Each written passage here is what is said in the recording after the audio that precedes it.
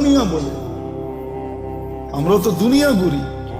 টঙ্গিতে যে মেহমান আসে যখন যায় বিদেশে, দেশে যায়, আমরা গেলে বলে তোমাদের মতো মেহমানদারি করতে পারবো না, তোমরা ফেমাস। প্লেনতে নামার থেকে নিয়ে আবার প্লেনে উঠা পর্যন্ত আতিথ্য হতো। এরকম দুনিয়ার কোথাও নেই। এটার নাম নাকি সুখ। চেয়ারম্যান সাহেব কয় সুখ বলে, ওই জামু আমি। হ্যাঁ, 2005-এ বিক্রমপুর দেখে বলতেছি, 2005-এ ফার্স্ট টাইম আমি জাপান গেছি। এরপরও গেছি, জানি না চেয়ারম্যান সাহেব জাপান গেছে কিনা। আমি সকালে গেছি এক ফ্যাক্টরিতে বাঙালিদের কাছে গাছের জন্য। তা আমি যখন উপরে চড়ছি, তো ছেলেরা আমাকে বলতেছে, হুজুর নিচে কাউকে দেখাচ্ছেন? আমি বললাম দেখছি এক মহিলা ওয়াটার গান দিয়ে পরিষ্কার করতেছে। আপনাকে আশ্চর্য কথা শোনাবো, ওই মহিলাকে জানেন? আমি বললাম কে? ওইটা আমাদের মালিকের বউ। আমি বললাম ওই সকালবেলা শীতের ভিতরে ওয়াটার গান দিয়ে পরিষ্কার করে, ওইখানে চাকরি করে, ওর এটা চাকরি সকালবেলা। আমার মাথায় আকাশ ভাঙ্গা পড়ছে, এত বড় ফ্যাক্টরির মালিকের বউ তার কাছে চাকরি করে। হ্যাঁ, আল্লাহ তো আমাদেরকে যা দিছে, তারপরও তো দুনিয়ার সবচেয়ে বড় রাজার রানীর চেয়েও রানীর মতো রাখতে চাই, ঠিক না? হ্যাঁ, হুজুররা অল্প বেতন পায়, কিন্তু যায়া দেখেন বউ করে রানীর চেয়েও রানী করে রাখে। হুজুররা যতটুকুই বেতন পায় মাদ্রাসা মসজিদে। তা আমার মাথায় আকাশ ভাঙ্গা বলছে। তা আমি বললাম ও চাকরি করে, এত বড় ফ্যাক্টরির মালিক। তো বলছে হুজুর, ও যে মদ খাবে পয়সা কে দিবে, ও যে জুয়া খেলবে পয়সা কে দিবে, ও যে হোটেলে খাবে পয়সা কে দিবে, ও যে আরো কিছু করবে এটা পয়সা কে দিবে? এটার নাম সুখ? 18 বছর হইতে দেরি, ছেলে পেলে উড়া যেতে দেরি হয় না। বৎসরে 2টা কেক কাটে, একটা ফাদার ডে, একটা মাদার ডে। এটার নাম সুখ?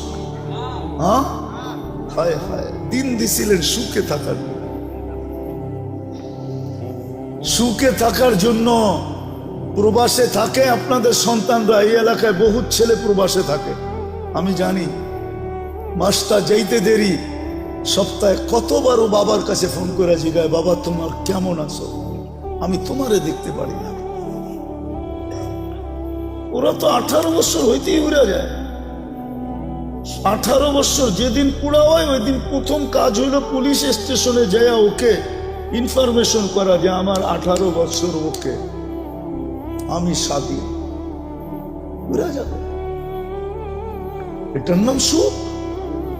সুখ তো দিছিল এটার জন্য, দিন দিছিল এটার জন্য যে শাফি রহমতুল্লাহ আলাইহির মতো ব্যক্তি সারাদিন পরিশ্রম করে আসতেন, রাত্রে যখন বাড়িতে ফিরতেন মার পায়ে তেল মালিশ করে পাও টিপা টিপা ঘুম পাড়াইতেন, মাঝে মাঝে তালু উঠায়া চুমা দিতেন।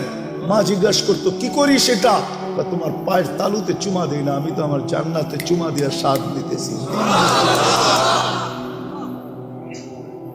দিন দিছিলেন এটার জন্য। মুসা আলাইহিস সালাম জিজ্ঞাসা করছে আমার জান্নাতের বন্ধুকে?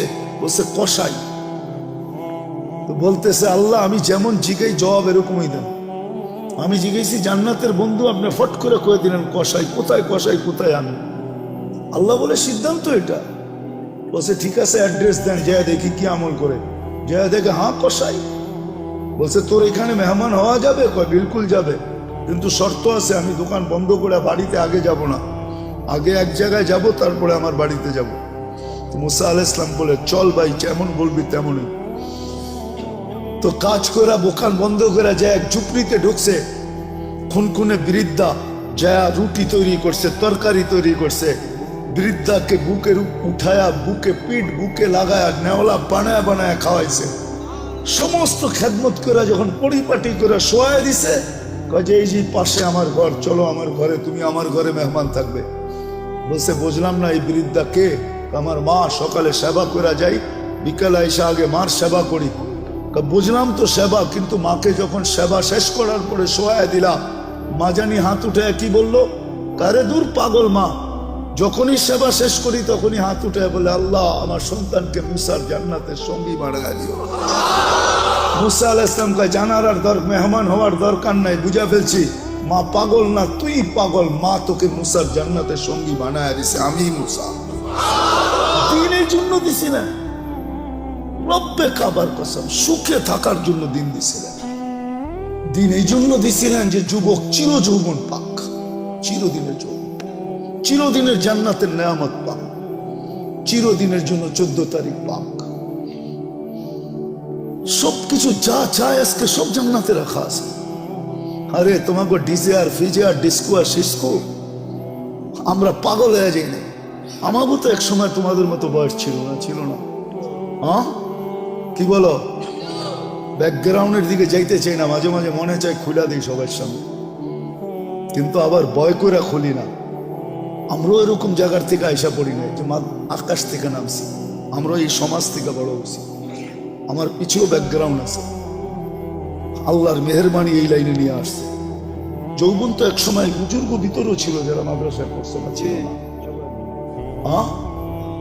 কেন হারায় যাইতেছ? দিন দিছিলেন এই জন্য, চিরদিনের জন্য পাওয়ার জন্য, দুনিয়ায় যতদিন থাকবে সুখে থাকার জন্য, মাথা উঁচা করে থাকার জন্য দিন দিছিলেন, শান্তিতে থাকার জন্য। আজকে কে হ্যাপি? আমি হ্যাপি না। কে কে লেখা আছে হ্যাপি, আবার ওটাকে কাচি কাটে ছুরি দিয়া কাইটা বুঝাইতে চাইতেছে তুই হ্যাপি থাকবি তো থাকবি কেন, আমি তো হ্যাপি না, বিজয় তোরে কাইটা টুকরা টুকরা করে দিতেছে। আমি তো হ্যাপি না, তুই হ্যাপি, তোকে আমি হ্যাপি দেখতে চাই না, বিদায় কাইটা টুকরা টুকরা করে দিতেছে। কেক কাটে হ্যাপি লেখে, মনে হয় বুঝাইতে পারিলে। আল্লাহ দিন দিছিলেন সুখে থাকার জন্য।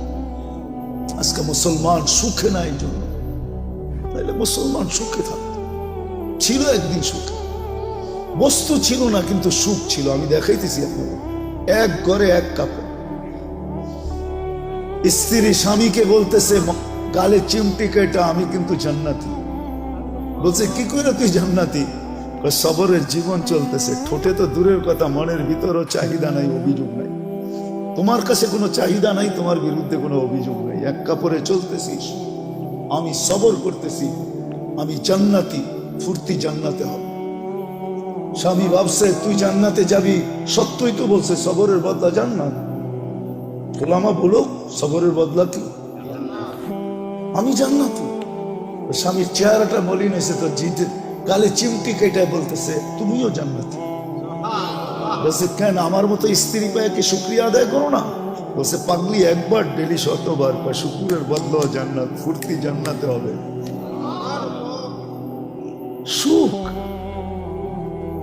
সুখ এটার নাম সুখ, এটার নাম সুখ না, এটার নাম সুখ। এই জন্য আমাদের ঘরে সুখ নাই, আসবাব আছে। আসবাব না থেকে যদি রব্বে কাবার কসম দিন থাকতো, তাহলে আমরা সবাই চিৎকার দিয়া বলতাম আই এম হ্যাপি, আমি সুখী, আমরা সবাই সুখী থাকতাম। আজকে যুবক এত দামি যৌবন পাওয়ার পরেও সুখী, যৌবন নিয়েও সুখী না। জিজ্ঞাসা কর, ও বলবে না আমি যৌবন নিয়ে সুখী না, কেউ সুখী না। আল্লাহ দিন দিছিলেন এই দুনিয়ায় সুখে থাকার জন্য। আজকে দিন নাই দেখে আমরা নির্যাতিত, আমরা